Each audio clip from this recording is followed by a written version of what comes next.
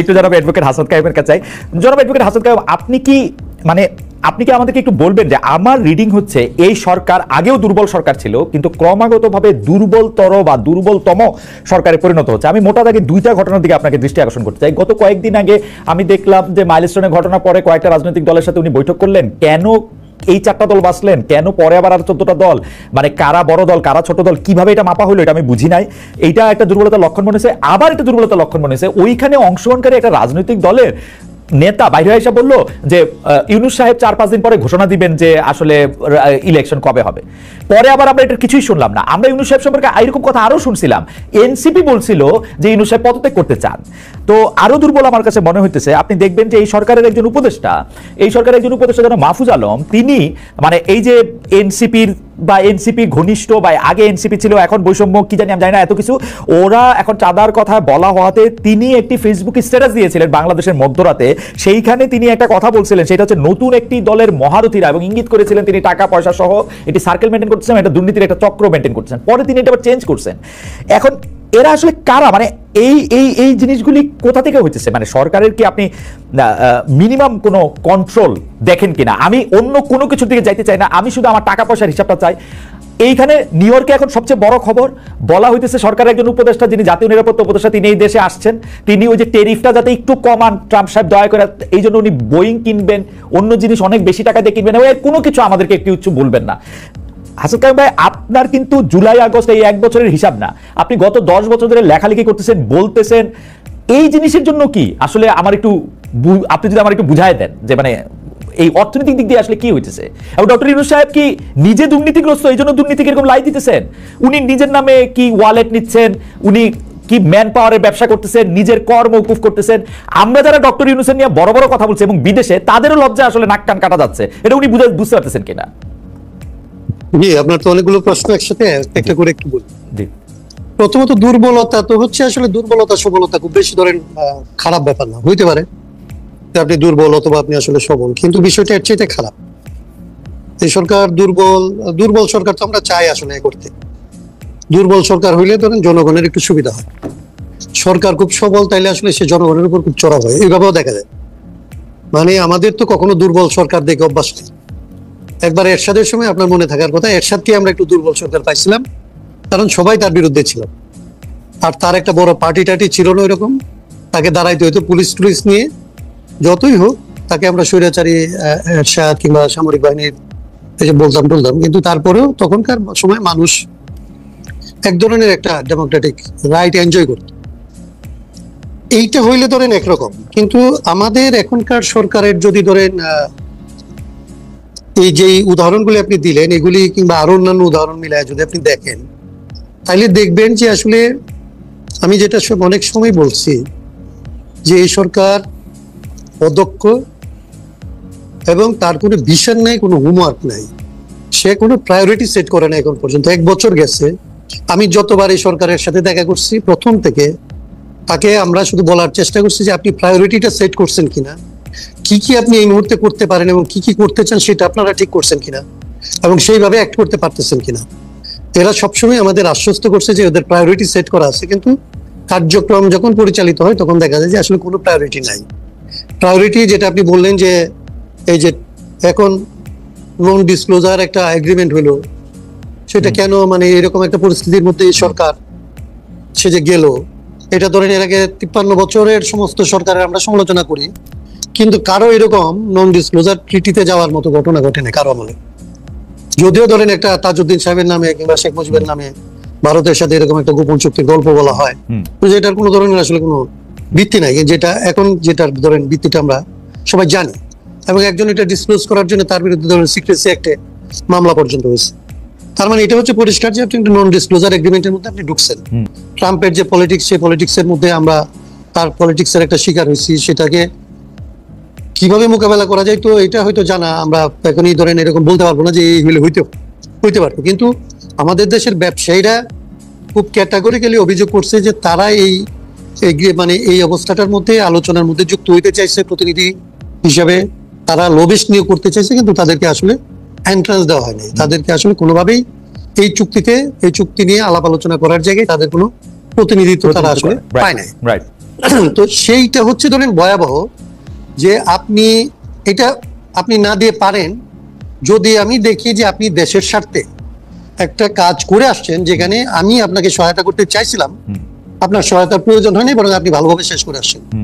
কিন্তু আমি যদি দেখি যে আপনি আমাদের একমাত্র একটা ধরেন শিল্প সেক্টর, সেটা একটা বিপজ্জনক জায়গায় পৌঁছে গেছে, যারা এটার আসলে স্টেক, যারা রিয়েলি এখানে সবচেয়ে ক্ষতিগ্রস্ত হবে, তারা যখন এটার মধ্যে অংশ নিতে যাচ্ছে তখন আপনি তাদেরকে আসলে দিচ্ছেন না, কিন্তু পরে যে জিনিসগুলির মধ্যে আপনি তাদেরকে ঢুকাইতে চাইতেছেন, এখন এটা হচ্ছে অনেক পেছন থেকে। এবং এইটাকে যদি কেউ পরবর্তীতে, আপনি যেটাকে এটা দিকে খুব পজিটিভলি বললে আপনি এটাকে দুর্বলতা বলতে পারেন, কিন্তু কেউ যদি খারাপ ভাবে এটাকে আসলে দেশের বিরুদ্ধে একটা অপকর্ম হিসেবে চিহ্নিত করে, তাহলে সেটার রিপ্লাই আসলে গভর্নমেন্ট কি দিবে? না, গভর্নমেন্ট হাসান তবে এইটা একটা খুব ইন্টারেস্টিং, গভর্নমেন্ট তো কোনো কিছু রিপ্লাই দেয় না, গভর্নমেন্ট তো অন্যের আমরা এটাই বলছিলাম, গভর্নমেন্ট হচ্ছে আপনার ঘরে দোষটা পায়, বিএনপির ঘরে দোষটা পায়, এবং গভর্নমেন্ট নিজেরা দেখায় যে তারা খুব সাধু সন্ত, অথচ সবগুলি কাজ করে যেগুলি আমরা হাসিনা করলে, বেগম জিয়া করলে আমরা খুবই এটা রিয়েক্ট করতাম। হ্যাঁ, ন্যাচারালি আমরা এটা বলছিলাম। আমরা ধরেন একদম 8 তারিখ ওনারা সরকার করলো, আমরা 11 তারিখে ওনাদের কাছে কতগুলো একটা আমাদের যে হোমওয়ার্কটা ছিল সংস্কারের ব্যাপারে কিংবা এরকম একটা সিচুয়েশন হলে কি হইতে পারে, সেইটা নিয়ে আমরা তাদেরকে আমাদের একটা লিখিত প্রস্তাব দিয়েছিলাম। সেইখানে আমরা তাদের কাছে একটা জিনিস চাইছিলাম, যে আপনারা একটা গভর্নমেন্ট যারা বাংলাদেশে আসছেন আমাদের সৌভাগ্যক্রমে, আপনারা যদি এখানে একটা ট্রান্সপারেন্ট গভর্নমেন্টের এক্সাম্পলটা সেট করে থাকে না, কতগুলো জিনিস আপনি সেট করে গেলেন, পরের জন্য আসলে এটা একটা মানে এটাকে ভাঙা খুব কঠিন হয়ে পড়ে। আমরা বলছিলাম যে আপনাদের পক্ষে এটা সম্ভব, যে আপনারা একটা ট্রান্সপারেন্সি নমুনা বা একটা প্র্যাকটিস এখানে আসলে আমরা কোনো গভর্নমেন্টের বেলায় দেখি নাই, আপনাদের কাছ থেকে এটা আমরা চাই, এটা আপনারা করতে পারেন। কিন্তু যেটা আপনি বললেন, আপনি যে উত্তরটা দিলেন সেটাই, যে ট্রান্সপারেন্সি তো পরের কথা, ওনারা তো কোনো বিষয় নিয়ে কারোর সাথে কথাই বলে না এখন পর্যন্ত। পলিটিক্যাল পার্টিগুলির সাথে যখন কথা হয়, সে কথাগুলি হচ্ছে তখন হয় যখন কোনো না কোনো ভাবে পরিস্থিতিটা আয়ত্তের বাইরে চলে যাচ্ছে বলে মনে হয়।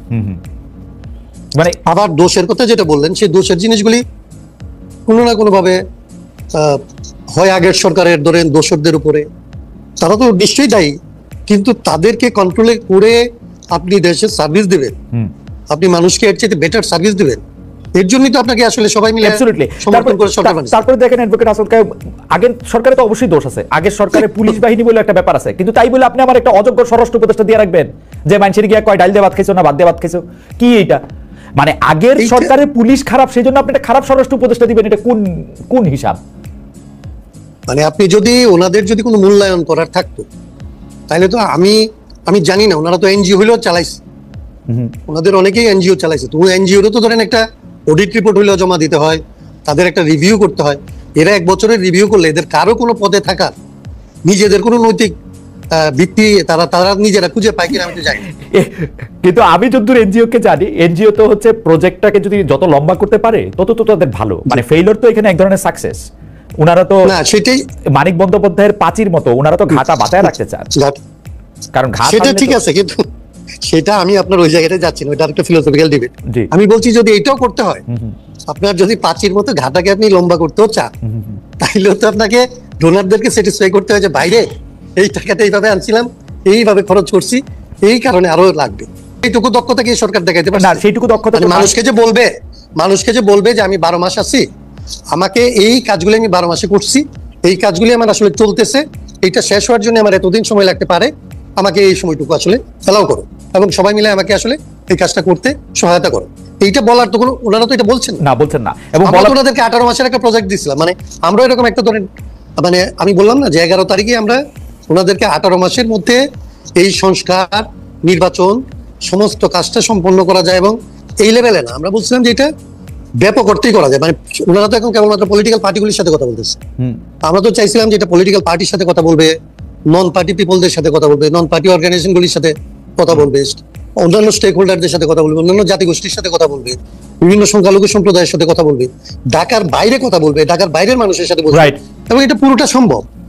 এটার জন্য তো আসলে এটা কেন হইলো না, এটা তো কোনো ব্যাখ্যা তারা আমাদের দেয় না। এবং আমরা তো এই 11 তারিখে আমরা আবার এটাকে ডিসক্লোজ করবো যে গত বছরের 11 তারিখে আমরা কি দিছিলাম। ওকে হাসান ভাই, আমরা যেহেতু অনেকগুলি বিষয় নিয়ে কথা বলতে আপনি চট করে এই প্রসঙ্গে একটু কথা বলবেন কিনা, আমাদের একজন দর্শক অনেক ঘোষ উনি বলছেন যে ভাই আপনারা অনেকগুলি নিয়ে বিষয় নিয়ে কথা বলেন, প্রতিবাদ করেন, কিন্তু রংপুরের হিন্দু পরিবার আমাকে বলছেন যে রংপুরের হিন্দু পরিবারগুলির উপরে হামলার বিষয়ে আপনি কিছু বললেন না। অ্যাডভোকেট হাসান কাইয়ুম আপনার কাছে এই বিষয়ে একটু শুনতে চাই, আপনার কাছে একটু জোড়া লাগাই দিতে চাই যে আপনি যদি একটু 2 মিনিটে এইটাও একটু বলেন যে আপনি বিশেষ করে আমি আপনাকেই বলতেছি, মানে আমি এটা প্লুরালও বলতেছি না, যে দীর্ঘদিন রাষ্ট্র সংস্কার, রাজনৈতিক সংস্কার, দলে গণতন্ত্র চর্চার দাবিতে যিনি অনেকদিন ধরে সোচ্চার ছিলেন, বিশেষ করে বড় দলগুলোর পরিবারতন্ত্র, দীর্ঘ সময় ধরে আজীবন একজন দুজনের মধ্যে নেতৃত্ব থাকা, নেতৃত্ব সীমাবদ্ধ থাকে, এগুলি নিয়ে আপনারা যখন কথা বলছেন তখন